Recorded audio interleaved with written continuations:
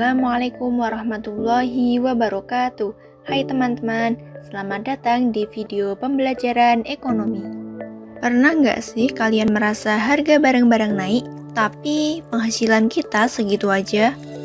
Atau melihat berita tentang pengangguran meningkat dan ekonomi melambat? Nah, kondisi seperti ini bisa distabilkan dengan kebijakan fiskal dari pemerintah.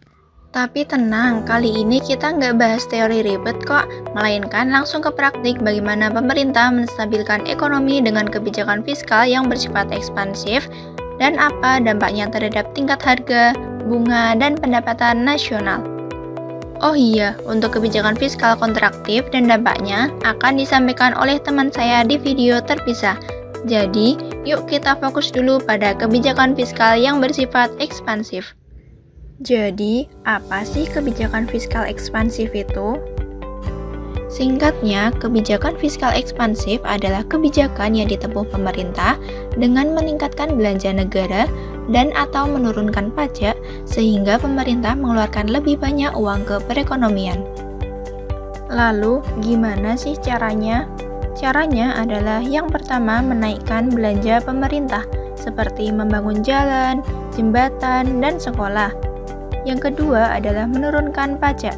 Hal ini dilakukan agar masyarakat dan pelaku usaha mempunyai lebih banyak uang. Tujuannya pun juga sangat jelas, yaitu meningkatkan daya beli, membuka lapangan pekerjaan, dan menggerakkan roda ekonomi. Lalu, bagaimana sih cara kerja dari kebijakan fiskal ekspansif?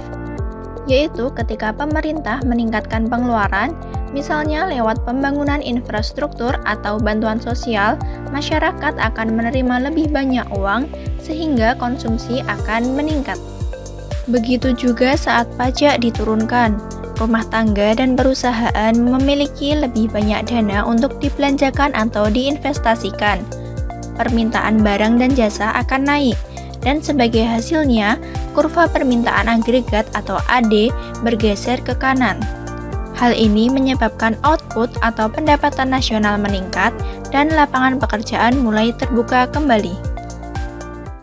Sekarang kita akan membahas dampaknya terhadap tingkat harga alias inflasi. Ketika banyak orang mempunyai uang dan daya beli meningkat, maka permintaan barang akan naik. Kalau suplai barang terbatas, apa sih yang akan terjadi? Nah, pastinya harga akan naik. Inflasi ini wajar dalam kebijakan ekspansif selama tidak berlebihan. Bahkan, inflasi ringan bisa jadi tanda ekonomi pulih. Tapi, kalau nggak terkontrol, bisa jadi bumerang juga loh. Tapi ingat, semua itu juga ada konsekuensinya. Untuk bisa belanja besar-besaran, pemerintah seringkali berhutang ke pasar keuangan. Artinya, kebijakan ini juga berdampak pada tingkat suku bunga. Ketika pemerintah membiayai belanja tambahan melalui pinjaman, permintaan terhadap uang akan meningkat.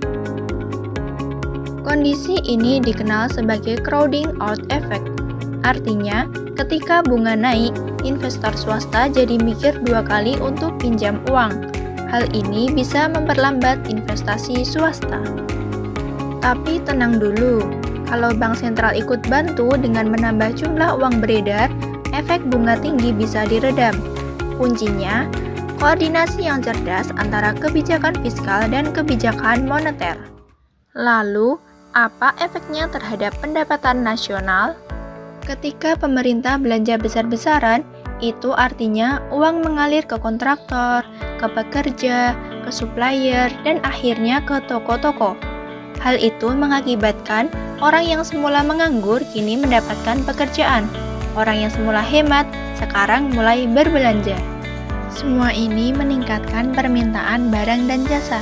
Akibatnya, pabrik mulai aktif lagi, produksi naik, dan akhirnya pendapatan nasional meningkat.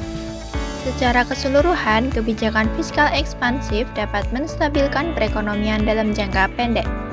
Namun, kebijakan ini harus dilakukan dengan hati-hati agar kenaikan harga dan suku bunga tidak berdampak negatif terhadap stabilitas jangka panjang. Kesimpulannya adalah kebijakan fiskal ekspansif dapat meningkatkan pendapatan nasional, tetapi apabila tidak dikontrol dapat menaikkan tingkat bunga dan menyebabkan inflasi ringan. Tapi secara keseluruhan, kebijakan ini sangat berguna untuk menarik ekonomi dari keterpurukan. Asalkan dilakukan tepat waktu dan terkoordinasi dengan baik bersama kebijakan moneter. Terima kasih sudah menyimak sampai selesai.